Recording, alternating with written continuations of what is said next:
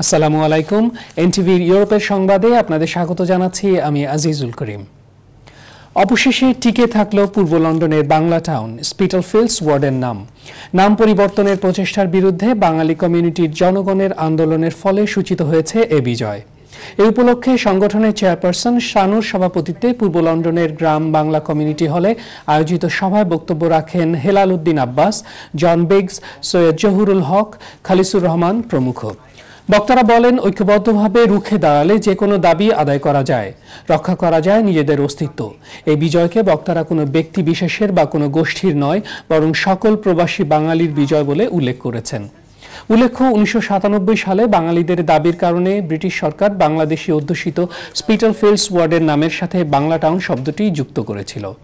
স্বাধীনতা দিবস উদযাপন উপলক্ষে কমিউনিটি ফোরাম ইউকের উদ্যোগে শেফদের সার্টিফিকেট বিতরণ কর্মসূচি অনুষ্ঠিত হয়েছে। বৃহস্পতিবার পূর্ব লন্ডনের ওয়েস্ট হ্যাম কমিউনিটি হলে আয়োজিত এ সভায় আব্দুল গনির সভাপতিত্বে প্রধান অতিথির বক্তব্য প্রদান করেন ব্যারোনেস পলা মঞ্জিলা উদ্দিন। সভা পরিচালনা করেন কাউন্সিলর রহিমা রহমান। পুরস্কার প্রদান করেন এনটিভি ডিরেক্টর মোস্তফা সরোয়ার বাবু। উল্লেখ্য, সেলিব্রিটি শেফ আতিকুর রহমানের 12 সপ্তাহব্যাপী শেফদের ট্রেনিং প্রোগ্রামের এই সার্টিফিকেট বিতরণী অনুষ্ঠানে 14 জন শেফকে সার্টিফিকেট প্রদান করা হয়। স্বাধীনতার 42তম বার্ষিকী উদযাপন উপলক্ষে লন্ডনের বাংলাদেশ সেন্টারে আলোচনা সভা করেছে লন্ডন প্রবাসী মুক্তিযোদ্ধা ও বাঙালিরা। আমাদের প্রতিনিধি ফজলুল হক জানান, মুহিবুর রহমান মুহিবের সভাপতিত্বে ও মুজিবুর রহমানের পরিচালনায় এ সভায় অন্যান্যের মাঝে বক্তব্য রাখেন আলহাজ আলাউদ্দিন কবির উদ্দিন, আব্দুল হাই, আশরাফ উদ্দিন, মাসুক আহমেদ, আব্দুল মতিন, মানিক মিয়া প্রমুখ। সভায় বক্তারা সকল মুক্তিযোদ্ধার রুহের মাগফেরাত কামনা করেন এবং বাংলাদেশের বর্তমান পরিস্থিতি নিয়ে উদ্বেগ প্রকাশ করেন। হোয়াইট চ্যাপেল ভিশন প্রজেক্ট বাস্তবায়নের লক্ষ্যে হোয়াইট চ্যাপেল মার্কেট ট্রেডার্স অ্যাসোসিয়েশনের উদ্যোগে সভা অনুষ্ঠিত হয়েছে। বৃহস্পতিবার পূর্ব লন্ডনের হোয়াইট চ্যাপেলের আলাউদ্দিন সুইটমিট রেস্টুরেন্টে এই আয়োজিত সভায় বক্তব্য রাখেন কাউন্সিলর আব্দুল আসাদ, শাহেদ আলী এবং আমিনুর খান। এছাড়াও এ সময় অন্যান্যের মাঝে বক্তব্য রাখেন কাউসার হোসেন শাহজাহান, মাসুক সর্দার, আফাজ মিয়া, ফারুক উদ্দিন প্রমুখ। বক্তারা বলেন, হোয়াইট চ্যাপেল ভিশন নামের এই প্রজেক্টটি বাস্তবায়ন হবে 2018 সালে এবং এটি বাস্তবায়ন হলে এলাকাবাসীর জন্য বয়ে আনবে সুফল। বিরাট এই শপিং মল এলাকার বৃদ্ধি করবে এলাকার সৌন্দর্য। প্রয়াত রাষ্ট্রপতি জিল্লুর রহমানের মৃত্যুতে শোকসভা এবং বঙ্গবন্ধুর 93তম জন্মদিন উপলক্ষে আলোচনা ও মিলাদ মাহফিল করেছে সর্ব ইউরোপীয় বঙ্গবন্ধু পরিষদ ফ্রান্স শাখা। আমাদের প্রতিনিধি শাহিন আহমেদ ফ্রান্স থেকে জানান, রবিবার প্যারিসের লাকোর্নভের স্থানীয় একটি রেস্টুরেন্টে এই আয়োজন করা হয়। সংগঠনের আহ্বায়ক আবুল কাশেমের সভাপতিত্বে ও যুগ্ম আহ্বায়ক কামরুল হোসেন বকুলের পরিচালনায় সভায় প্রধান বক্তা ছিলেন ফ্রান্সে বাংলাদেশের রাষ্ট্রদূত শহীদুল ইসলাম, ফ্রান্স আওয়ামী লীগের সভাপতি বেনজির আহমেদ সেলিম এবং সাধারণ সম্পাদক এম এ কাশেম। এছাড়াও অন্যান্যের মাঝে বক্তব্য রাখেন মুক্তিযোদ্ধা জামিল, মুজিবুর রহমান, অমিত দেবনাথ প্রমুখ।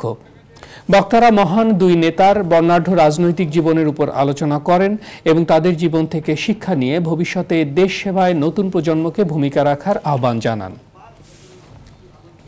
স্বাধীনতার 42 বছর পূর্তিতে কভেন্ট্রি আওয়ামী লীগের উদ্যোগে আলোচনা সভা অনুষ্ঠিত হয়েছে। আমাদের কভেন্ট্রি প্রতিনিধি হোসেন আহমেদ জানান, মঙ্গলবার স্থানীয় ম্যাজেস্টিক হলে আয়োজিত এই অনুষ্ঠানে কভেন্ট্রি আওয়ামী লীগের সাধারণ সম্পাদক রুহুল আমিনের পরিচালনায় সভাপতির বক্তব্য প্রদান করেন কভেন্ট্রি আওয়ামী লীগের সভাপতি মোকদ্দস আলী।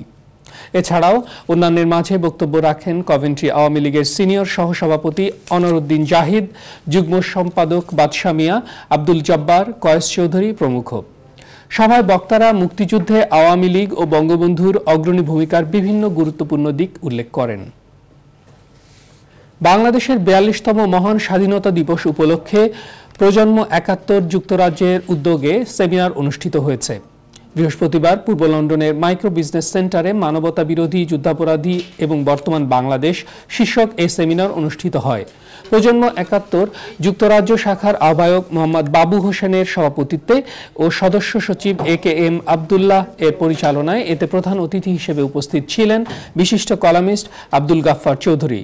সেমিনারে মূল প্রবন্ধ পাঠ করেন সংগঠনের যুগ্ম আহ্বায়ক মুরাদ রনি। এতে বিশেষ অতিথি হিসেবে বক্তব্য রাখেন যুক্তরাজ্য আওয়ামী লীগের উপদেষ্টা মণ্ডলীর সভাপতি শামসুদ্দিন খান। টাওয়ার হ্যামলেটস কাউন্সিলের স্পিকার রাজীব আহমেদ, আনিসুর রহমান ওবিই, মুক্তিযোদ্ধা মাহমুদ হাসান প্রমুখ।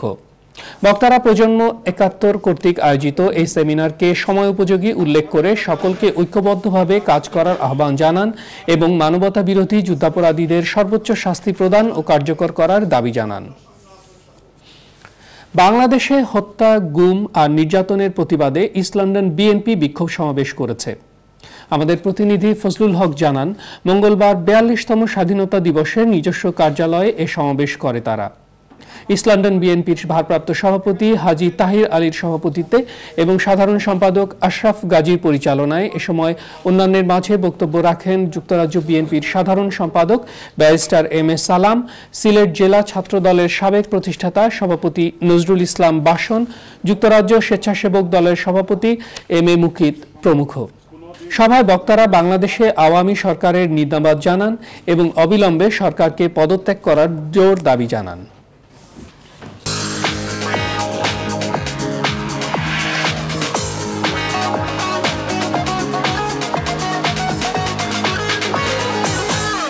সকাল থেকে শুরু করে রাত পর্যন্ত বাঙালির জীবনের অবিচ্ছেদ্য অংশ গ্রোসারি পণ্য। আর এই গ্রোসারি পণ্যের চাহিদা মেটাতে বাঙালি অধ্যুষিত বার্মিংহামের স্মল হিথে সেবা দিয়ে আসছে Sheikh brothers grocery shop. Birmingham থেকে আমাদের প্রতিনিধি ছোটন চৌধুরী জানান, স্মল হিথের কভেন্ট্রি রোডে অবস্থিত শেখ ব্রাদার্স প্রায় ২৫ বছর ধরে গ্রোসারি পণ্যের একটি জনপ্রিয় ব্যবসা প্রতিষ্ঠান।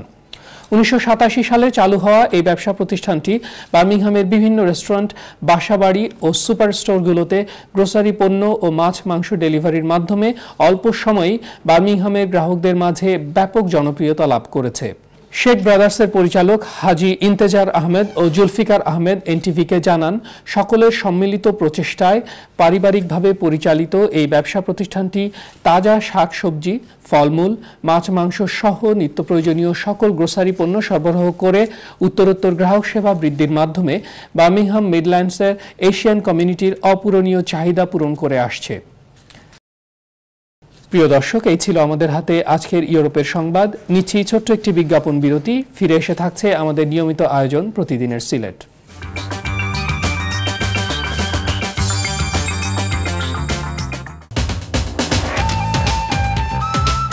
এরপর দেখবেন প্রতিদিনের সিলেট।